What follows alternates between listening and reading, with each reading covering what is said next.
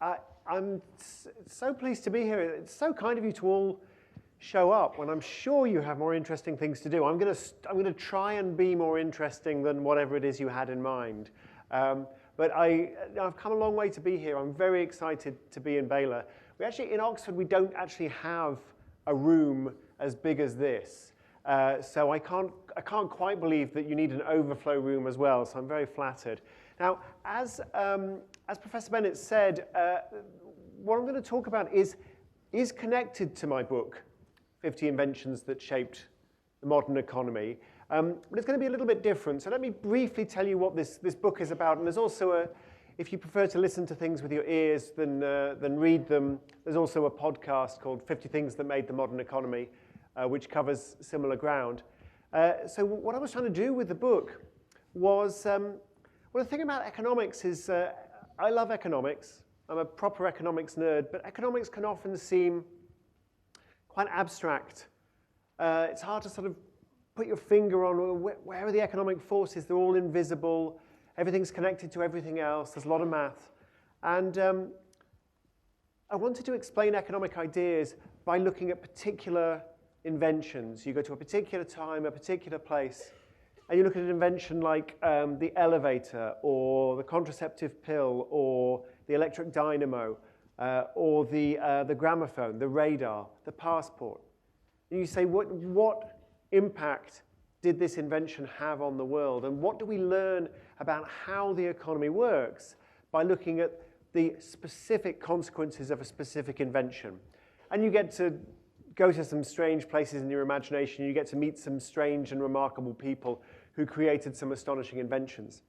So that's what the book's about, and it was a lot of fun writing it. But I'm not going to spend the next 45 minutes just listing every invention or giving you my top 10. Instead, I wanted to tell you what I think I learned in working on this project and writing this book.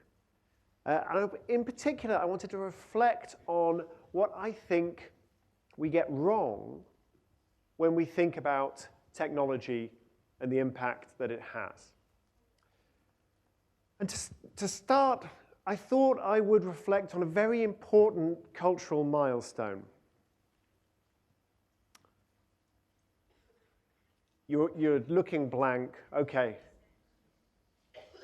You know what this is. This is a still, yes, Blade Runner. Good man. It's a still from Blade Runner. This is a movie that came out in 1982. There was a sequel fairly recently. You might have seen it. I like it. But the important thing you need to know about Blade Runner is that Blade Runner, this science fiction movie that was created in 1982, is set in November 2019. So we now get to see what people in 1982 thought our lives were going to look like. And the first thing is people smoked way more in the 1982 version of 2019 than they do today. But the other thing is there are some amazing things that people in Blade Runner thought were going to happen in 2019. So the most straightforward thing to observe about this photograph is this is not a photograph of a human being. This is a photograph of a kind of a highly sophisticated organic robot called a replicant. Her name is Rachel. She has the memories of a human because human memories have been uploaded into her. Sorry, this is so full of spoilers. I'm going to totally ruin this movie for you. I'm sorry. So she's a robot. She's so sophisticated she doesn't even know she's a robot. Also, human beings don't know she's a robot. To notice that, in fact, this is an artificial intelligence in an artificially created body, you need a lot of training and you need very specialized equipment. So this is a vision of an enormously sophisticated technology. And our hero, the hero of Blade Runner, Rick Deckard, played by Harrison Ford, back when Harrison Ford was a young man, Rick Deckard, his job, he's a kind of futuristic policeman, and his job is to track down and identify these rogue replicants, these rogue robots. But when he meets Rachel, he gives her this special test, and he figures out that she's actually not human, she's actually a robot. But she's so beguiling and so sophisticated that instead of arresting her, he falls in love with her. And what do you do when you fall in love with someone? Of course, you ask them out on a date. And what is the 1982 version of the 2019 version of asking someone out on a date? Okay, you place a phone call. You place a phone call by going to a bar and by finding this box on the wall of the bar and by feeding money into the box, and then you get put through. Here is a screenshot of the phone call. As you can see, because it's the future, we get video phones. But because this film was made in 1982, it's just this graffiti-covered box. There's no cell phones. There's no texting. There's no Skype. No Instagram. No TikTok. None of this stuff. It's just a big box on the wall, and you feed coins in, and it's got graffiti on it. That is what 1982 thought 2019 was going to look like. By the way, she says no. So there's something strange about this vision of how technology is going to evolve. Because on the one hand, when you look at how they thought communication technology was going to evolve, there's very little progress. We get video calling, but we don't get mobile, we don't get social media, we don't get any of this stuff. No way do we get a supercomputer in your pocket that knows where you are and gives you GPS. None of that. On the other hand, we have flying cars in Blade Runner, and we also have an artificial intelligence so advanced, human beings can fall in love with it and cannot tell that it is not human. So something really weird is going on in this vision of the future. And that's what I want to talk to you about this afternoon, the things that we get wrong about technology. And I think they're all summarized in those images that I've shown you of Blade Runner. So we'll come back to the ideas in Blade Runner soon. So what would I say is the first thing that we get wrong about technology? There are only two big things, don't worry.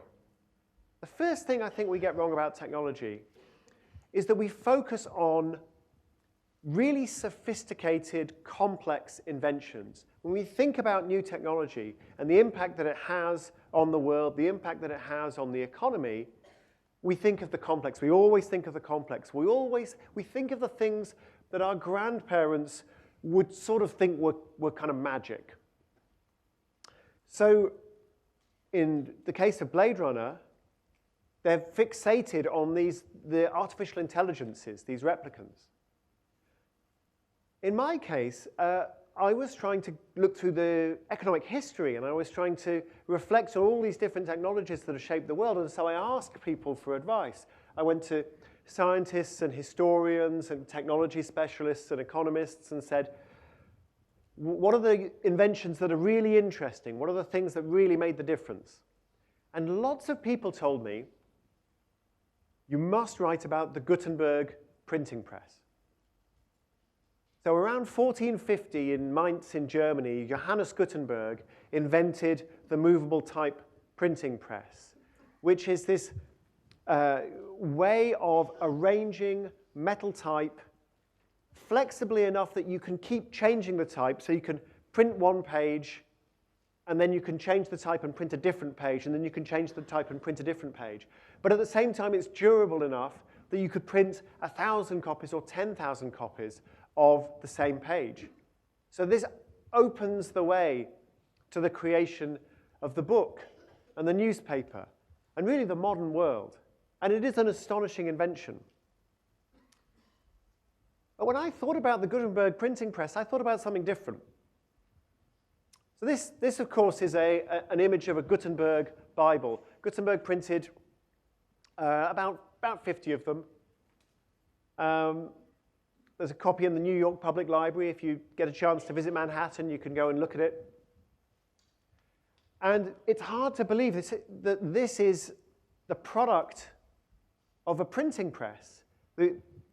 The illustration is done by monks. It's hand-drawn. But these dense black columns of Latin text, they're the product of the printing press. It is an amazing, beautiful object.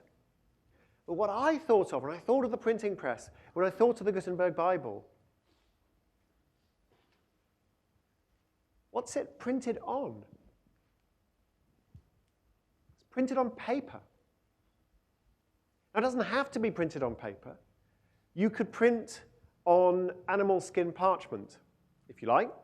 And in fact, Gutenberg did print some of his Bibles on animal skin parchment. But the trouble with that is it's expensive. I did the maths. I'm like a maths geek. I did the maths. In order to do a print run of maybe 4,000 Bibles, it's not a lot, but it's the kind of print run you might want in order to justify setting up a printing press. Remember, the whole point of a printing press is you can mass produce. You can the same page over and over again, the same book over and over again. So you might want to print 4,000 Bibles. In order to print 4,000 Bibles, you need 250,000 sheep. Okay, this is not going to work out. This is a very expensive proposition. The parchment is too costly. So what is the point of inventing a way to mass produce writing if you can't mass produce a writing surface? That's why the invention of paper was so astonishingly important. So paper was originally invented in China about 2,000 years ago, moved to the Middle East, where people used it, very, very keen to use it. You had mass literacy in the Arabic world. Then moved to the fringes of Europe, but people weren't very interested in this new technology. They weren't very interested in paper because so few people could read and write. The main use for paper, or the main use for a writing surface was Bibles. People made Bibles, and people hand-wrote Bibles. And the idea that you would use this cheap material to make a Bible, to make a holy book, people didn't like that. What was wrong with using expensive, luxurious parchment? After all, every single one of those Bibles was handwritten. Who's going to skimp on the material, the writing surface? So paper doesn't catch on in Europe. It doesn't catch on in Europe until a commercial class, the Italian merchants, start using it for contracts and for letters and for accounts. They don't mind using this cheap material. It's everyday stuff. It's handy. And so gradually, paper spreads through Europe. It gets to Germany in the late 1300s. And within about 70 years, Johannes Gutenberg has invented his printing press. Because there's no point in doing this until you've got paper. So my point here is you've got these two inventions. The printing press, which everyone gets excited about, which is tremendously sophisticated, and paper, which is super simple. It's just made of cotton rags, mashed together with various unsavory things like urine, and dried out, and you get paper, and it's super cheap. It's very cheap. But as an economist, it's the fact that it's so cheap that makes the difference. Paper's so cheap, we can use it to wipe anything you want to wipe. And so I like to think of this as the toilet paper principle, okay? Once something has become so cheap you can use it to wipe spills, it's cheap enough to change the world. It's not a sophisticated product, but it's important because it's cheap. And that's what, when they were thinking about Blade Runner, they weren't thinking about what's cheap in the future. They were thinking about what's cool in the future, what's amazing, what makes you go, wow, what don't we understand how to do? But it's what's cheap that often makes the difference. Let me give you a couple of other examples. So one, I think this photograph may have been taken in Texas. I'm not absolutely sure. So this is, you may be thinking, who are those guys? They're not who you're thinking. They're wearing masks. They're members of a gang called the Blue Devils. And the Blue Devils cut barbed wire fences that they didn't like. The barbed wire fence is getting in the way because the barbed wire fence has been put up illegally, or maybe just because it may be legal, but you just don't like the barbed wire fence being there. You don't like some farmer claiming a particular area of territory. These guys would cut it. This is a hugely disruptive innovation in the Midwest, barbed wire. Now, barbed wire is very different from paper in a lot of ways. So paper, as I described, it's invented, and then everyone sits around for about 1,300 years going, well, why would we want to use this stuff? Barbed wire, on the other hand, everybody knows that this is an essential invention, but nobody knows how to make it. And the moment it's made, it's an instant success. So barbed wire was developed in response to the Homesteading Act, Abraham Lincoln's Homesteading Act. You've got more and more people moving west. They've got the right to enclose land, and if they enclose the land and they farm the land for 5 years, that land is theirs. And the only problem is, what are you going to enclose the land with? Huge amounts of land, not a lot of trees. Very expensive to make fencing out of wood.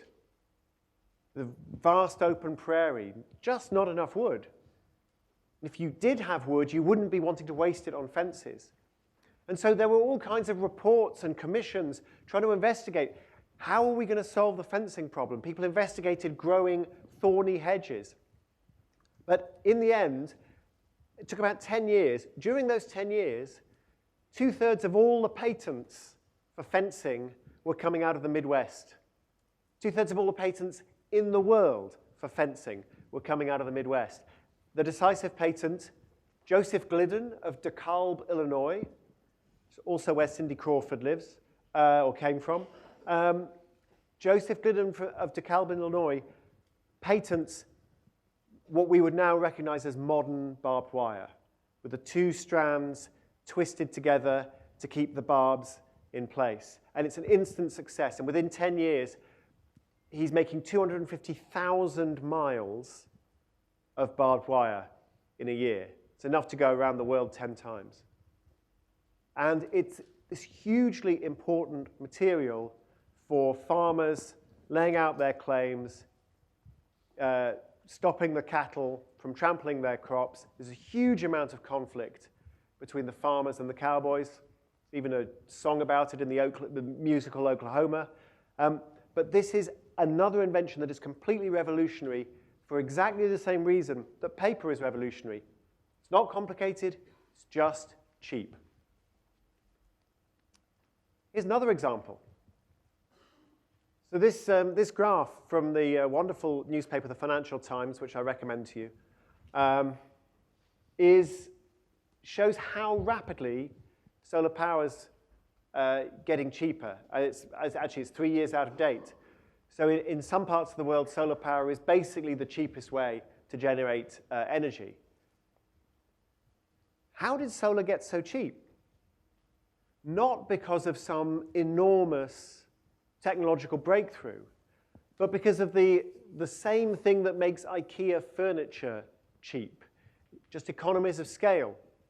You build a lot of solar panels, you get better at building solar panels. You start thinking about how to clip solar panels together to make them easy to install. So it takes a crew of 2 a morning rather than a crew of 5, 3 days to install a bunch of solar panels.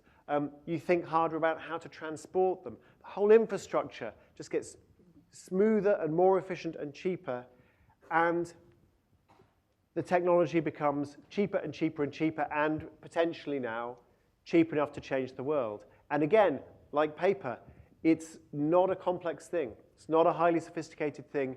It's about the economies of scale and the attention to logistics.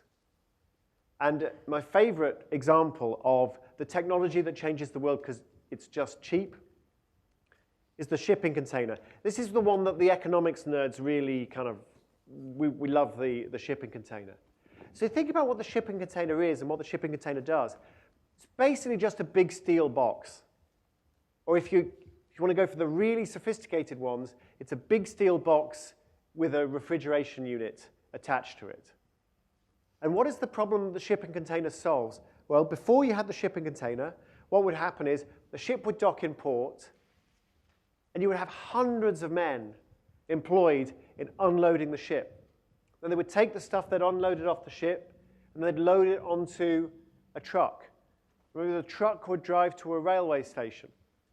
And you'd have guys unloading the truck and then loading the train. And the train would cross the country, and then would get to another railway station, a new depot, and you get more men unloading the train, and then they're loading the truck. And the basic idea of the shipping container is, why don't you just put all the stuff in a box and just move the box? You don't need any of those guys lugging stuff around, doing incredibly dangerous work, carefully packing stuff into spare corners of ships. You just build everything around the shipping container. And it's a very simple technology. It's like 1850s technology, but not popular until the 1960s. And again, very cheap. The shipping container leads me to the second point I want to make. Because really, what was invented, and this was invented by a guy called Malcolm McLean, very underrated entrepreneur. What he really invented was not the shipping container, but the shipping container system. It's a system. The whole thing is, you can't by yourself just go, you know what, we're going to put stuff in shipping containers. Because you need a series of cranes at every port you're going to use. And the trucks need to be configured so they can take the container. And the trains need to be configured so they can take the container. And the ships need to be configured so they can take the container. And the whole system needs to be, obviously all the stuff that goes in the container has to kind of has to start at the same place and end up in the same place. So you need the logistics management. You need the legal infrastructure to make this work. One of the really interesting things about the history of the shipping container is several government regulators were trying desperately to prevent it happening. And well, why would that be? Well, it's because the idea was, well, you don't want a shipping company owned by the same people as a railroad. You don't want a railroad owned by the same people as a trucking company, which sort of, it makes some sense. You want competition, competition's good. But when Malcolm McLean comes along and says, look, I need an integrated system, I need the ships and the trucks and the trains, they all need to fit together. The way he managed to do that was to own all of these companies. And the way he managed to do that, because it was basically against the law, was to find all kinds of clever legal loopholes. So the second thing that we get wrong about technology, which is also typified by the shipping container, is that technology generally involves systems. It's not just some brilliant person invents some cool idea, and the cool idea just slots into the way we live, and then nothing else changes. The whole world moves to adjust to the new technology, and sometimes that adjustment can be really profound.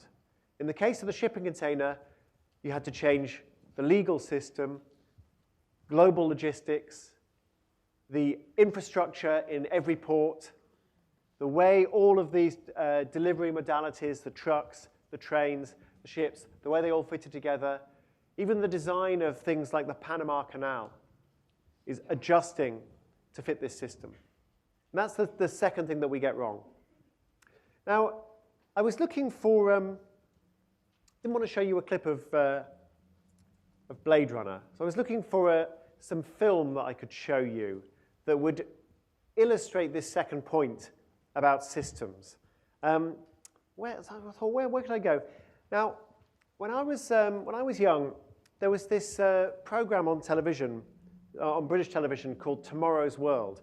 Tomorrow's World was this great program. You just sit there, and they'd tell you what the new gadget would be. Like in 5 years' time or in 10 years' time, we're going to have the self-driving car, or we're going to have this thing, the CD, this futuristic technology. I remember watching. We're going to have this thing called the CD. It's going to work with lasers, and we'll be able to listen to music. And I thought this was an amazing thing. The thing about Tomorrow's World, so I was born in 1973. Tomorrow's World's much older than I am. So Tomorrow's World goes way back. And I found some footage of Tomorrow's World from 1967. And this is so I've already told you what people thought the present day was going to look like back in 1982. This is what people thought the present day would look like in 1967. And specifically, this is a vision of the office of the future. This is your future workplace according to 1967. Let's have a look.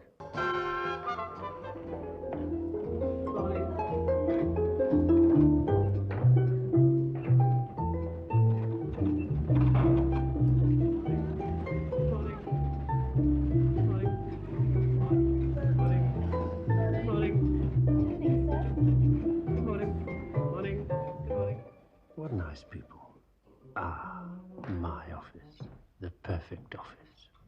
Perspex desk, no in tray, no out tray, no phone, no filing cabinets, no clutter. Quiet, cool, very efficient. I need never get out of this chair. That'll be nice. No distractions. Just me and the work. Alone and efficient. Alone. Wonder if anybody wants me. Nobody to ask. Messages. Well, BJ39 will know. After all, it works for me. I don't even have to go to it. Much better than a human being. Tireless and efficient. Anything I want, it brings. So, BJ39, the traveling desk. I was going to say that I think they got absolutely everything wrong. But I think that's not quite fair. They got one thing very, very right. Does anyone want to suggest what it is they got completely right? The moving desk? Well,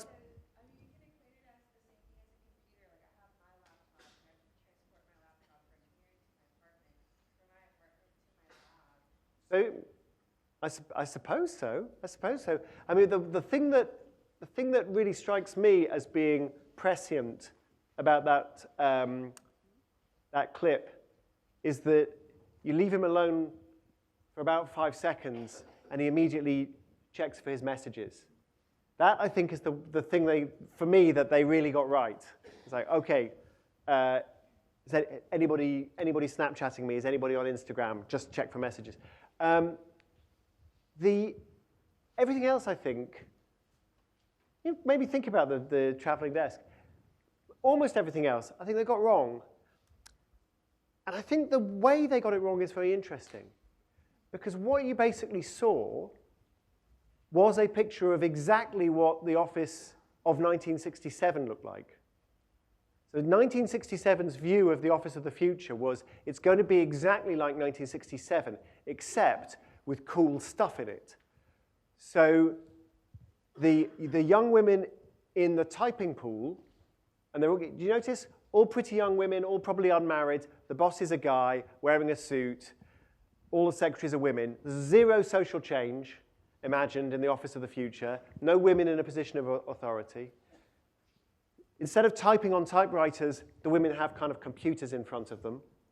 But nothing else has changed. The boss has got this corner office. I can assure you, working in the office of the future, very, very few people have offices. The desk is made of Perspex. There's no computer. There is no computer in his room. He's got the sort of traveling TV screen, but he doesn't have a keyboard. Like the idea, he wouldn't actually type. He doesn't check email. Like he gets his moving desk. And this is a vision of basically of zero change to the structure of the workplace. And this, I think, is a very common mistake that we make when we think about technology. We think of, okay, what do we do right now? What are the technologies we use right now? And what technologies might slot in and replace them without anything else changing? And as the point I made with the shipping container is it's never like that. Let me give you an example. It's quite famous in economic history, which is manufacturing. The end of the 18th century, the end of the 19th century, beginning of the 20th century. So in around 1870, electricity starts to become commercially available. Edison is setting up electricity grids. You can buy wholesale electricity. And we have electric dynamos. So you can plug them into mains electricity and the dynamos will spin, and you've got a source of power. Now, if you had asked experts on manufacturing what was going to change about American manufacturing, they would have said electricity. Electricity is going to change everything. Because the way a factory looked before electrification is like in this picture. So all of these people are working on they've got little machines like lathes and so on these workbenches. And you can see in these pictures these drive belts going up to a drive shaft in the ceiling. So they're all getting power from this shaft that runs along the ceiling of the factory. And the shaft runs all the way along, and it goes out of the factory and into another building. And in that building is a steam engine. The steam engine is being fed coal. It's turning around. It's producing a tremendous amount of mechanical energy. It's being passed along the drive shaft, and everyone in the factory is taking energy down from the drive shaft using these wires. So the prediction is electricity is going to transform this. And here's what happened. Entrepreneurs took away the steam engine and replaced it with a large electric motor. It would draw power from the grid, it would power the shaft, it would power all the workbenches, and basically nothing changed. And in particular, nothing changed in terms of the entrepreneurial profits. They weren't making any more money. They generally weren't making enough money to justify replacing the old steam engine. But even when they built new factories and they tried them with electric motors, they found they didn't make much money. They saved a little bit on fuel. Maybe it was slightly cleaner, less coal dust. Very, very disappointing. Then, around about 1920, so we're talking 50 years after the technology first became available, and maybe about 30, 35 years after people thought it was a seriously commercially viable proposition. About 1920, people started reconfiguring their factories. And this is partly because immigration into the US had been choked off by various restrictions at the end of the First World War. So suddenly, factory owners were having to get more out of the same workers. They couldn't just recruit new workers.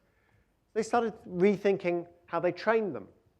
And they realized that instead of drawing power down from these shafts, every workbench could have its own power source. You could have a tiny electric motor on every workbench. And you can't do that with steam engines because it's very, very inefficient to have little steam engines. They look super cute, very inefficient.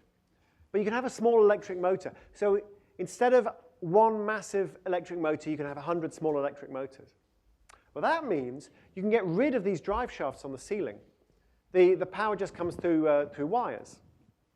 And once you get rid of the drive shafts on the ceiling, you can put nice skylights in the ceiling, or you can put extra pieces of equipment like cranes to help workers move things around the factory.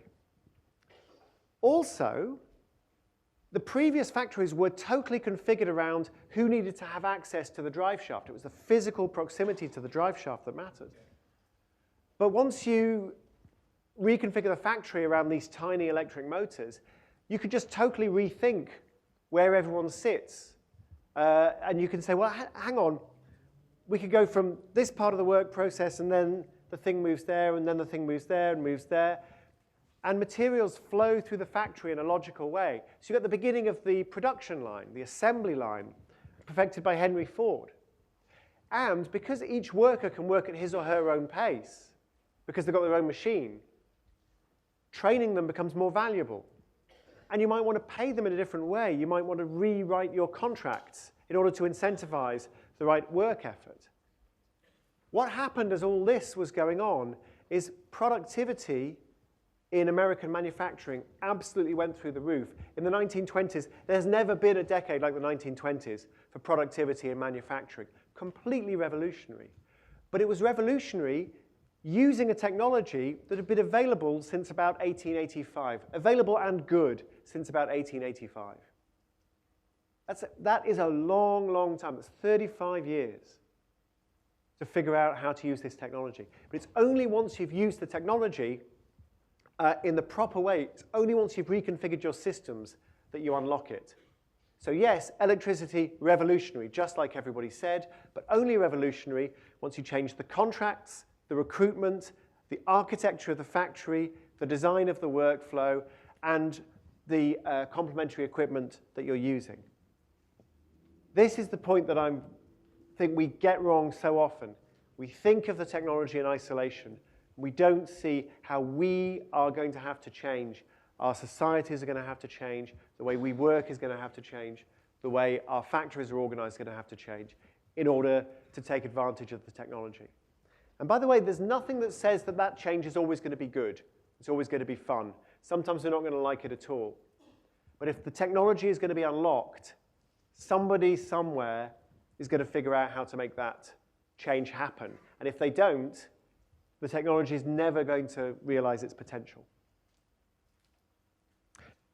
There was a study of this done much more recently by Erik Brynjolfsson and Lauren Hitt. So Erik Brynjolfsson's quite famous. He co-wrote a book called The New Machine Age, very sort of respected thinker about technology these days. This study was done nearly 20 years ago. And what Brynjolfsson and Hitt did was to simply study firms in the 1990s investing in computing and reorganizing. And so, I'm sorry, this is a slightly complicated graph, but basically, what this is showing is if you move towards the back of the graph, that's more decentralized. You're reorganizing your firm to decentralize. If you move this way along the graph, more computers. You're buying more computers, which I can assure you in the 1990s, computers, very cool, very beige. And if you're going up, more money. What you see in this graph is if you reorganize but you don't invest in the technology, that's a disaster.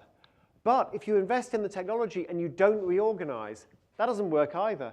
In fact, doing neither isn't that bad.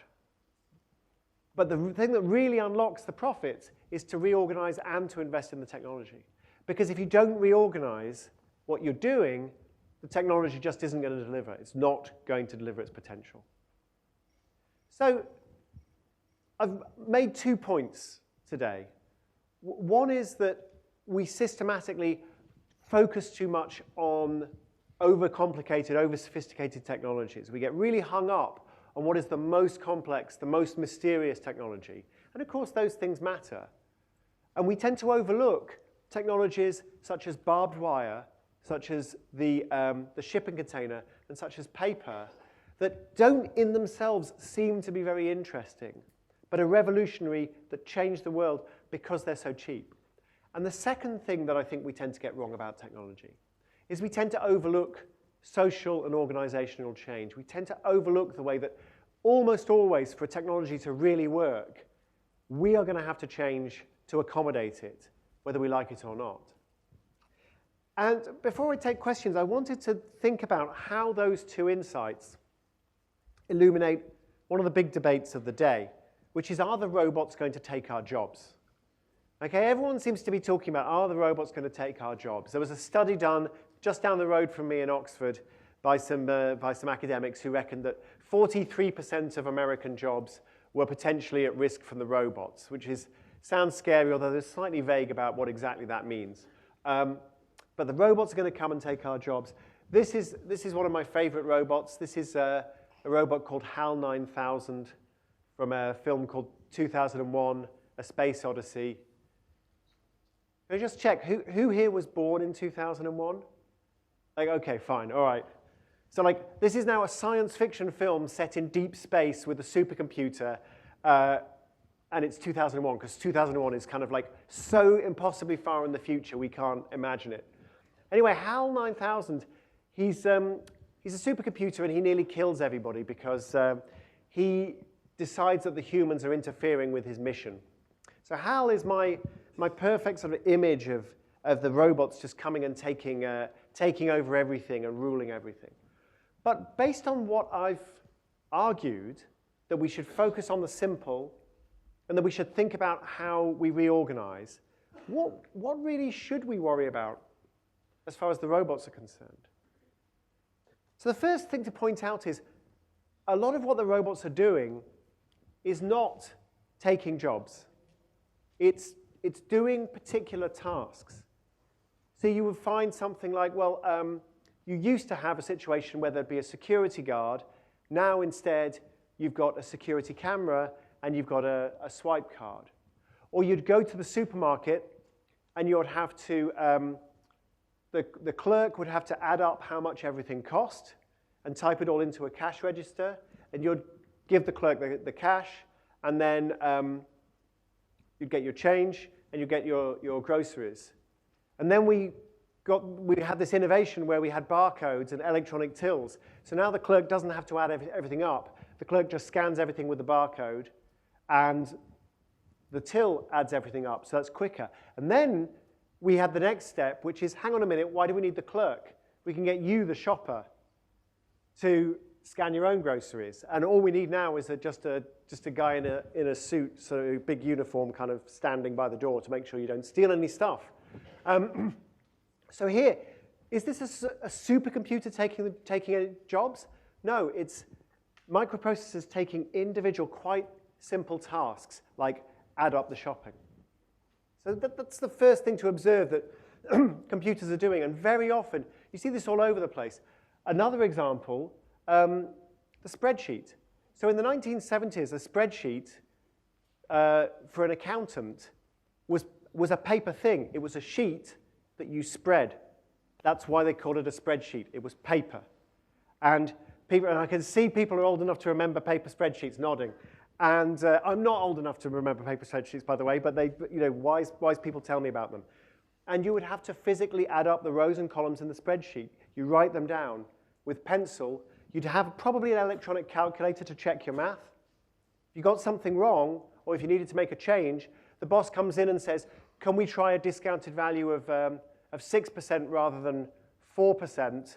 Oh, now you've got to rub everything out. You've got to recalculate every row and column in the spreadsheet.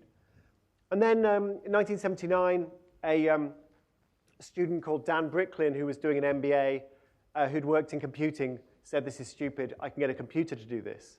And then within 5 years, everybody who had done that task of filling in the rows and columns by hand, none of them were doing it anymore. None of them were doing it anymore. The electronic spreadsheets were doing it. But here's the thing. Those people didn't lose their jobs. Their jobs changed. Their jobs transformed to adapt. So accountancy became a more creative profession, and we all love creative accountants, right? There'd be more forecasting. There'd be more scenario planning. Be more analysis of different possibilities. More use of accountancy in strategy. Less just add up the numbers. All the people who were just adding up the numbers, those tasks were replaced by computers. But the jobs didn't go. The jobs mutated. And there are more people working in accountancy now than there were in the days of the paper spreadsheet. So what does that tell us? Remember, focus on the simple stuff, like the spreadsheet, like the barcode. The simple stuff is going to change the world. And second, think about how we are going to adjust. So think about the way we started checking out our own groceries. Or think about the way accountants started doing forecasting and business analysis rather than their old job, which was adding up. It's what they used to do. When you think about things like that, in many ways, the computers are not such a threat. But there are things that worry me. Is the computer that currently most worries me? And unlike Rachel, the organic robot from Blade Runner that I showed you at the beginning, this woman is not a robot, okay? This woman is a woman. The robot is what she's wearing, on her headset. And the headset is called Jennifer, the Jennifer unit. And this woman's working in a warehouse. And the Jennifer unit basically says where all the stuff, what the orders are, where the stuff is, where to walk, how many steps to take, when to turn left, how many things to take off the shelf. Because what we want from the human in the warehouse, what the warehouse company wants, eyes, Hands. That's all they want. They don't want the brain, just the eyes, the hands. Turns out getting a computer to pick stuff off warehouse shelves is really hard. Because some things, if you hold them too tight, you crush them. Other things, you don't hold them tight enough, you drop them on the floor and break them. But humans are really good at picking things off warehouse shelves. But we don't need the where's the stuff, how much stuff do I want, the ticking stuff off the list. We don't need the brain. Jennifer will do all that. And so this job that's already not a great fun job becomes even more mindless. And people start drifting off to sleep, dreaming of the instructions that Jennifer gave them. By the way, if you were working in an Amazon warehouse and the Jennifer unit said, would you like to, you need to get 13 copies of 50 inventions that shaped the modern economy, which I would recommend. What they would, actually, I would not recommend getting them from Amazon. You should get them from the fabulous people at the Baylor bookstore who are right there, because you can get signed copies cheaper and support your local bookstore. But anyway, I digress. If you were in an Amazon warehouse, what the Jennifer unit would do would be not take 13 copies. The Jennifer unit would say, take 5 copies. And then once you'd taken 5 copies and said, OK, the Jennifer unit would say, take 5 more copies. And then once you'd taken 5 more copies and said, OK, the Jennifer unit would say, now take 3 copies. Because the Jennifer unit doesn't trust you to count above 5. The Jennifer unit does not lose count, but we know that humans do. So this is a situation where the technology is actually really simple. The technology is completely transformative of the efficiency of warehouses, and the technology requires us to adapt to it. There are far more inspiring visions of the future. You only need to think about how spreadsheets took the boring stuff away from accountancy and left accountants doing the interesting stuff. But it doesn't always work like that. So when I think about the technologies of the past and the lessons I've learned thinking about technology, and when I think about whether the robots are going to take our jobs, I don't worry about Rachel. I don't worry about HAL 9000. I don't worry about the Terminator. What I worry about is Jennifer. Thank you very much for listening. I'm very happy to take questions. Thank you.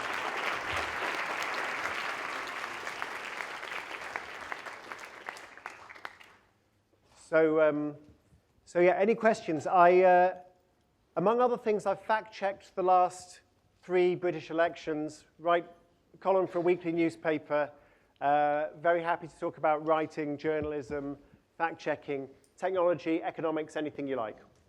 And raise your hand if you want to ask a question. We've got some wireless mics just so everybody can hear.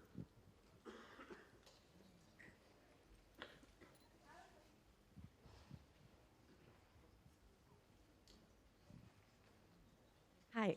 I have a question. I'm a computer science major, and so in my computer ethics class last year, we talked about the ethical decision-making of a self-driving car. And so right now when you were talking about the technology for self-driving car, I know Uber and all those services are using self-driving car technology now.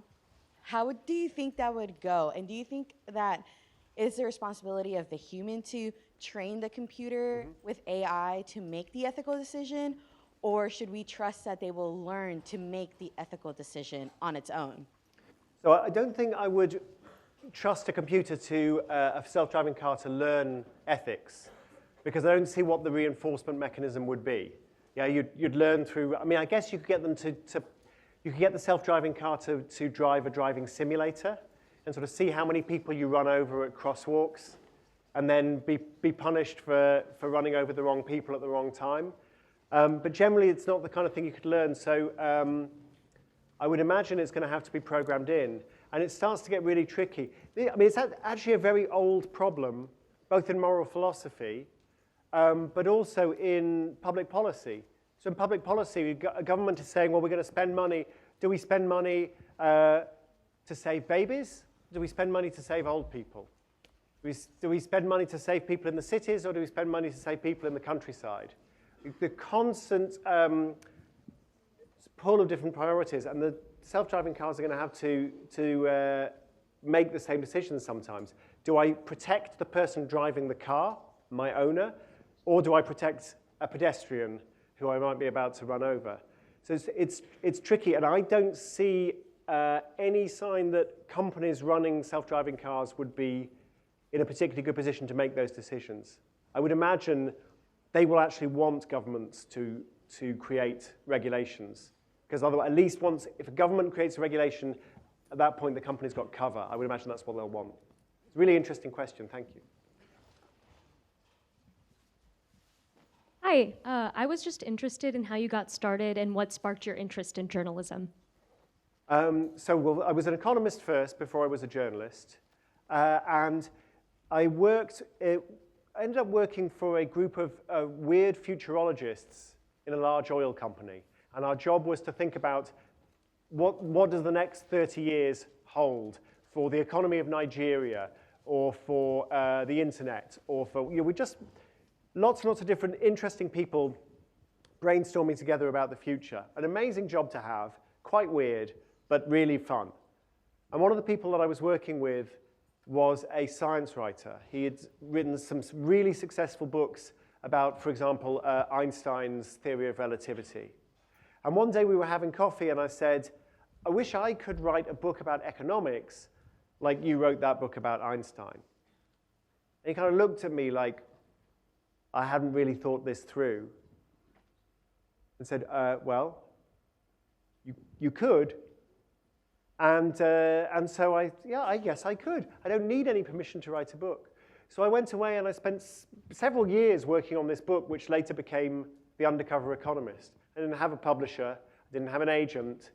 I just had a real enthusiasm for my subject. And the things that I saw as I walked around the world, and things that I would bore my wife with or bore my friends with. Hey, there's some really interesting economics there. I started putting in the book. And so that's how I got started. Before the book was published, I got an internship at the Financial Times. My thinking was, if I get an internship at the Financial Times, maybe it'd be easier to publish my book. But actually, of course, once I started working for the FT, that's also a fascinating place to work. So that's where it all got started. And the great thing about being a writer, when you're actually writing about these nerdy topics, is you get to go and find out about something that I find interesting and then go and tell other people about it. And although I've worked in lots of different media, I've worked in radio, television, podcast, books, and print. And although I've done statistics, psychology, economics, and sort of history of technology, although I've done all these different things, it's all the same fundamental thing, which is I really love this idea and I want to tell you about this idea, and that's what's kept me going.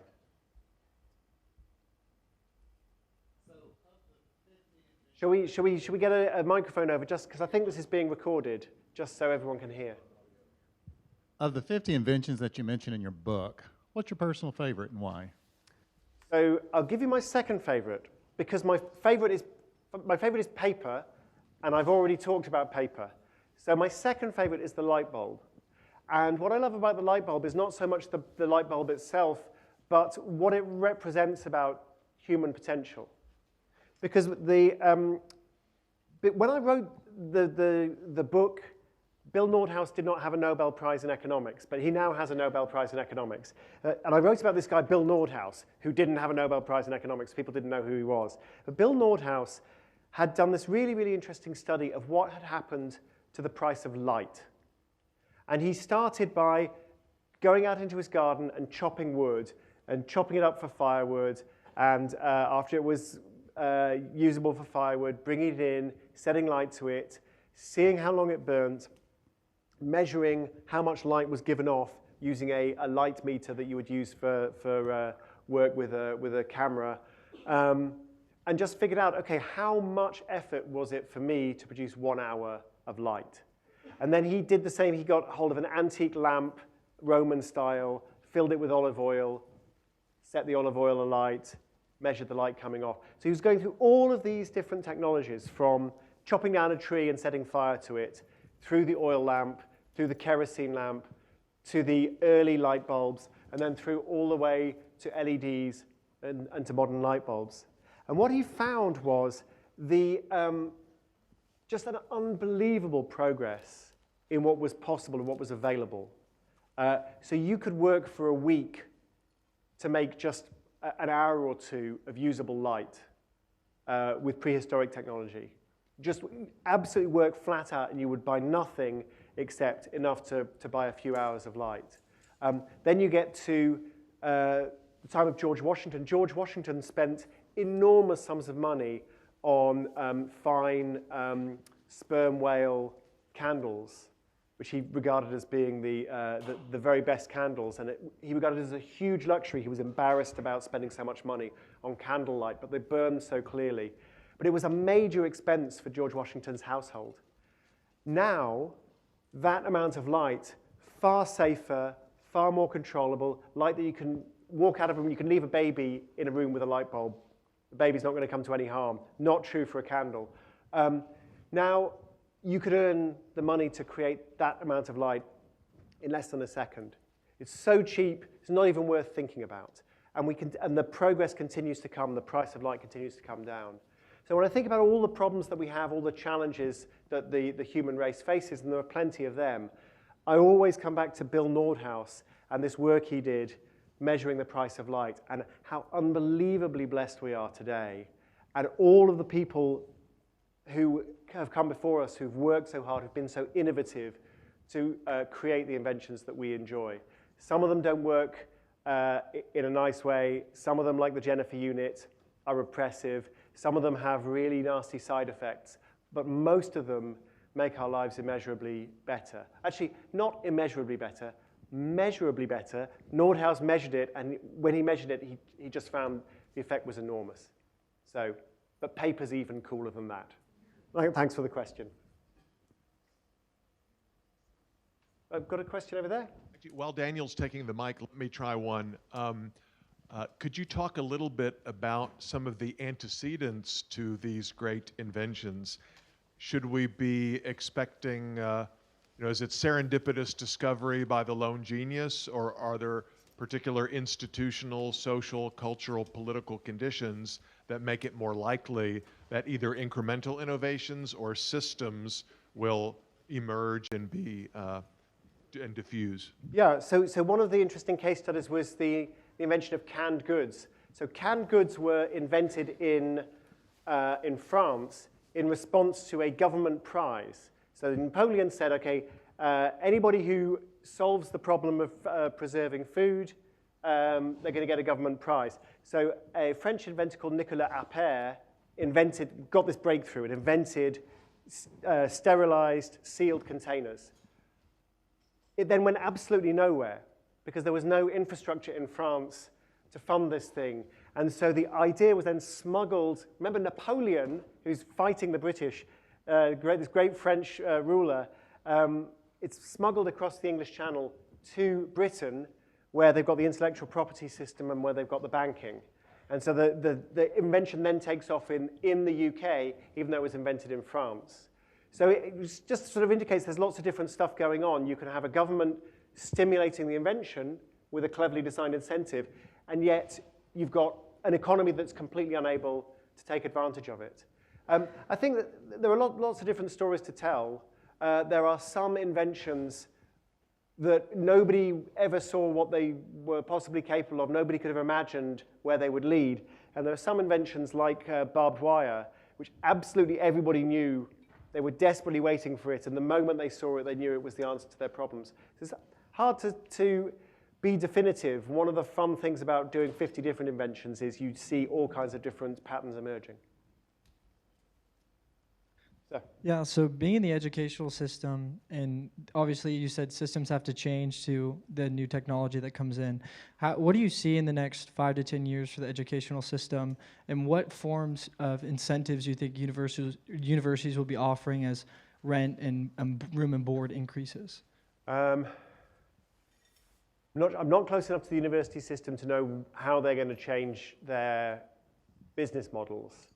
But just reflecting on the technology, clearly there's this potentially enormously disruptive technology of distance learning, where you can plug into any lecture anywhere in the world. And I think people tend to fixate on that. It's like, oh yeah, lectures via YouTube.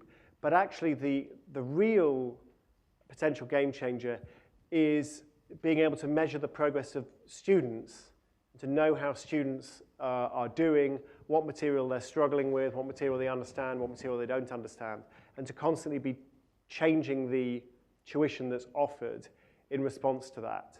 I think this is potentially a really interesting example of Clayton Christensen's idea of a disruptive innovation. So I actually wrote a piece for the FT magazine about disruptive innovation about a year ago, where I said there are quite a few problems with the theory, but in this particular case, I think the theory works really well. So Christensen's disruptive innovation theory is you have a technology and it's not that good, and so the incumbents don't take it seriously, and the customers of the incumbents also don't take it seriously, but somebody else finds a use for it, and it just sits in the corner evolving and evolving and evolving with a totally different customer base, and then suddenly it gets so good it comes and disrupts the old market. So I can well imagine you've got a situation where you have people going to high quality universities, very happy with what they're getting. They don't want to be educated via a screen. They don't want a bot to be testing them and altering the questions they get. And yet somebody somewhere else, someone sitting in Mexico, someone sitting in South Africa, someone who doesn't have access to this privileged education is going, well, I'll take the screen instead. And so there's a big demand for the screen, the electronic education system, it evolves, and then suddenly you see Harvard University completely being wiped out by a superior product. So that, I don't know whether that's going to happen. I don't know how soon it's going to happen. But it is interesting, I think, how little technological change we've seen so far in higher education, as far as I can see. And thanks for the question. Time for maybe one more question. Cool. So what disruptive technologies do you see today that might be able to affect the future? So thinking about my principle of look at the cheap stuff. So what's really cheap at the moment? Sensors are getting very, very cheap. So the idea you just get sensors in everything. Everything starts to generate data. And then you've got processing power of computers is incredibly cheap. So computers start just automatically processing all this data that's around us. That, I think, is not super controversial. The other thing I think you might want to think about is prediction. So prediction has become very cheap. So a lot of what we call artificial intelligence or machine learning is actually basically computers predicting things. So it might be, if it's a self-driving car, it's how would a human behave in this situation? If it's looking at a photograph, it's predicting, okay, would a human call this a dog, or would a human call this a wolf? I'm going to make a prediction based on various weird stuff in the photograph. Sat-nav, GPS, it's predicting the best way through a road system. So prediction has become very, very cheap. And so I think we're going to see much more of a restructuring of life around more accurate prediction. So for example, if you know exactly when you're going to get to the airport, you'll leave at exactly the right moment, and then airports will no longer want to invest in shopping malls and airport lounges because no one's going to spend any time in airports. If you know exactly what food customers are going to order, you can deliver it to them before they've ordered it, which is Amazon already have a patent on this. We'll send you your stuff. We're sufficiently confident that when you receive it, you'll decide you wanted it. Super cheap predictions, I think, would be another thing that might be disruptive. But maybe that's just a cheap talk prediction of mine. I'm not sure. Are we out of time for questions? If you've got any questions for me, just come and find me afterwards. If you want to buy a copy of my wonderful book from these wonderful people from the Baylor bookshop at a discount price, I'm happy to sign them. But thank you all very much for listening. Thank you.